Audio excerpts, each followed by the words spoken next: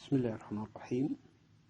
الحمد لله رب العالمين، والصلاة والسلام على محمد بن عبد الله رسولنا وحبيبنا وشفيعنا ونبينا وعلى آله وأزواجه أجمعين، ورضي الله عن خلفائه الراشدين وعلى أصحابه الكرام. Dear students, today we continue chapter 9 in the second part 2. After we finished the first part dealing with the ideas about Percy, Shelley, and reading the poem, the example as a model, Ozymandias, with a little bit explained points, and also we had an information about the irony and the two different ironies. Here we have situational irony and dramatic irony. Today we continue the process through having an outlook or overview of Ozymandias, then explaining the poem line by line. We start with this overview. You can read with me. Ozymandias is written by Percy Shelley in 1817, and it was first printed in 1818. It included for the first time in Rosalind and Helen, a modern eulogy with other poems. This is a book first printed in. It is a book of Shelley, which was produced in 1819 after a year of its writing. In the poem, the speaker relates what somebody else pronounced to him about fragments of a broken figure lying in a desert. Of the occasions, a great representation of influence and strong point, the statue has come to be a metaphor for the eventual incapacity of man. Time and the fundamentals have degraded the prodigious statue to a heap of stone bricks instead of prestigious identity component. It is now just a heap of bricks of stone. The poem Ozymandias defines an uncommon issue for Shelley, who typically wrote about romantic topics because he is a romantic poet, such as nature, affection, love, heightened emotion, sentiment, aspiration, and hope.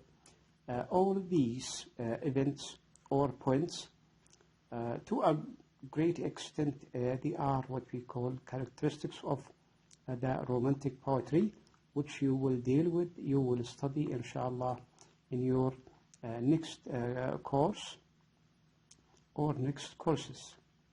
However, the poet Shelley was a writer of politics, and the poem provides perception into the poet's opinions on political inheritance, fame, recognition, and power. All these elements to deal with the poem, or the poem is dealing with all these perceptions. Eventually, Ozymandias indicates that political governance is transitory and forgotten.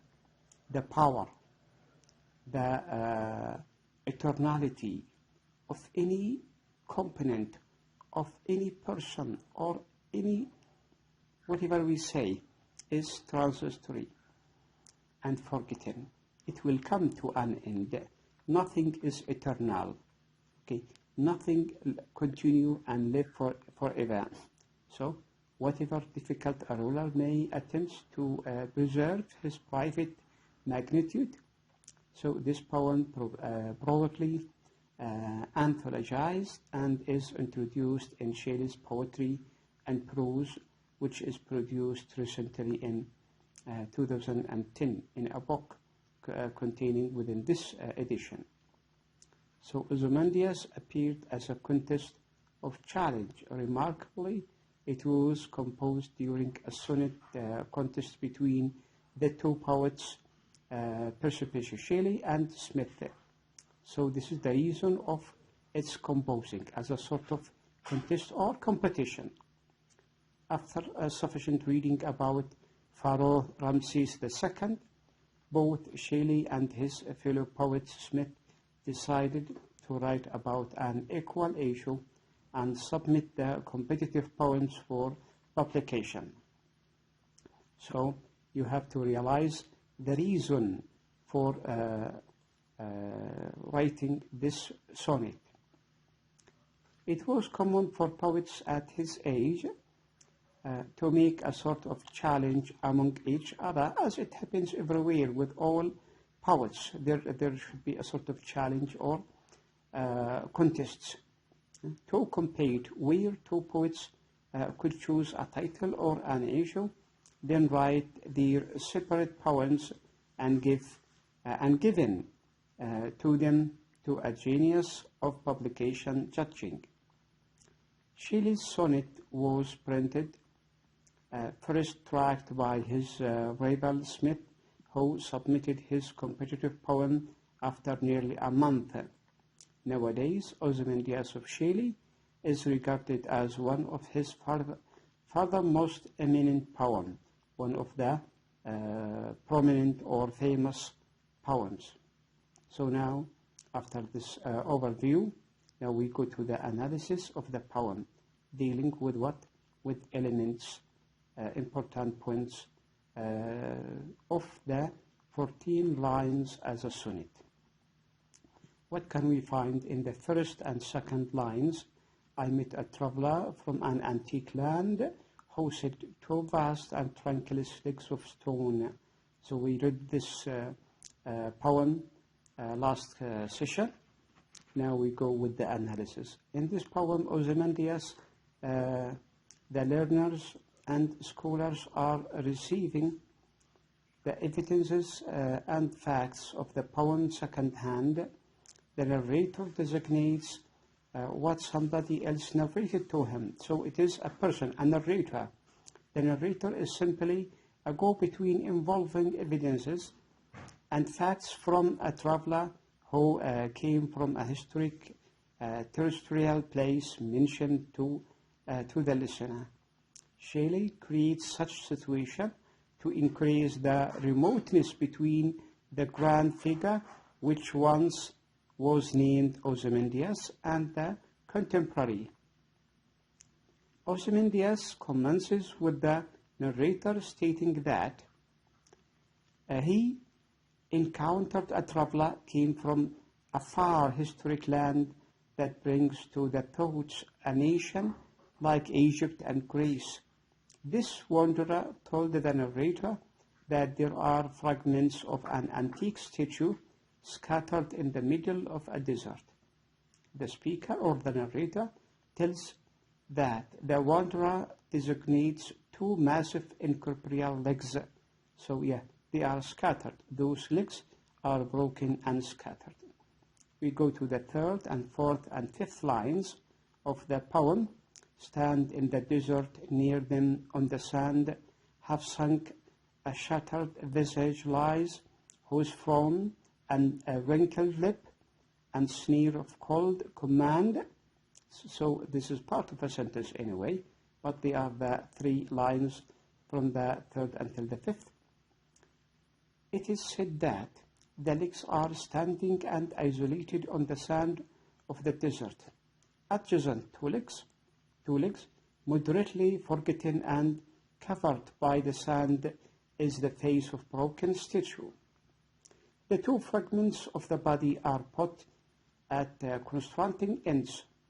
Thus, the result appearance is portrayed that is very disordered and unintimidated.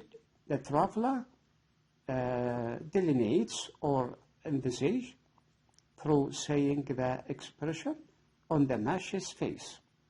Because of the long time, the face is shown as frown. Frown means angry, with wrinkled lips and the scorn of cold command. the 6th, the 7th, and the 8th line, they say, till that it sculptor will those passions red, which yet survive, stand on these lifeless things, the hand that mocked them, and the heart that filled. The statue, the maker of the statue, is very precise and accurate in his expertise, making a very multifaceted and convincing facial expression. The total outcome of these characters is tough. The total outcome of these characters is tough. The wanderer remarks that the statue may clearly understood the energetic passion and desire of his issue. Indeed, the traveler proposes that the appetites yet survives stamped on these lifeless things. Attentive of the motionlessness of the shattered fragments of a statue, the traveler is able to sense the appetite that the artist who creates sculptures strove to sanctuary in the face. The wanderer also observes the strong hand which mocked the ruler's people, as well as the sentiment which nourished. This refers to the influence of the hand of the king to indicate an over directions all that strengthen his position of power over his followers. His hand scorned his people and preserved them well underneath him with the purpose that they might not present a danger to him. Moving to the next part, from the 9th to the 11th lines. Okay, and on the pedestal these words appear: my name is Ozymandias, King of Kings. Look on my works, ye mighty, and despair. Those 3 lines can be explained as here. The final event the wanderer pronounces about the sculpture is the platform on which it formerly mounted. This platform contains the expressions that Ozymandias desires to converse to his compeers and the next generations after him. The readers need to conceive that the expressions reflect the king's vanity and superiority.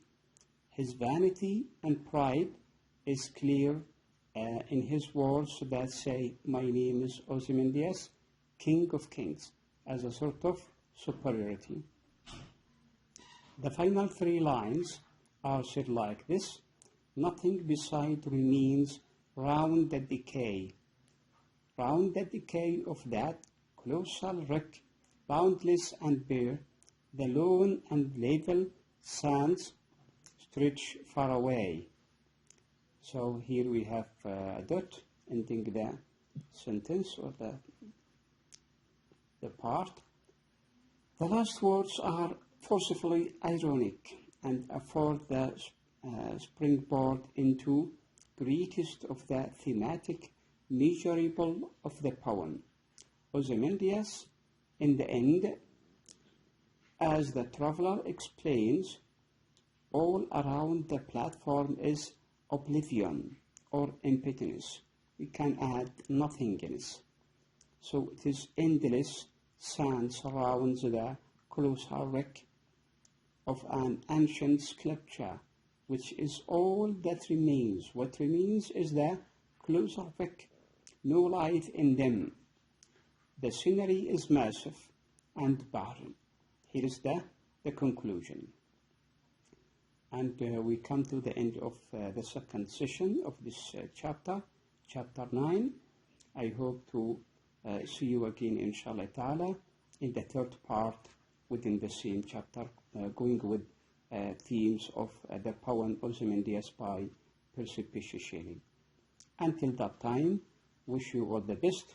Wassalamu alaikum wa rahmatullahi ta'ala wa barakatuh.